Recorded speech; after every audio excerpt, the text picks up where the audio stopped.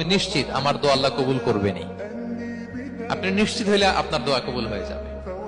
নিজেকে ছোট করে চাইবেন।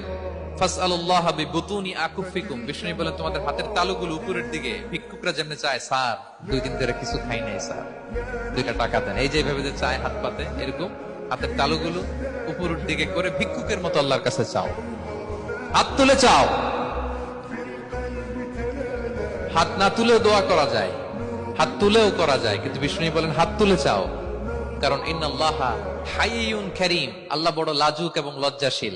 বান্দা যখন হাত তুলে ভিক্ষুকের মতো কিছু চায়, ওই হাত খালি হাতে ফিরিয়ে দিতে আল্লাহ লজ্জা লাগে।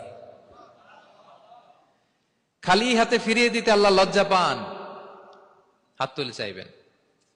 দোয়াতে আল্লাহর নামগুলো ধরে ধরে ডাকুন, ইয়া আল্লাহ, ইয়া রহমান, ইয়া রহিম, ইয়া হাইয়ু, ইয়া কাইয়ুম, বিরহমাতিকা আস্তাগীথ।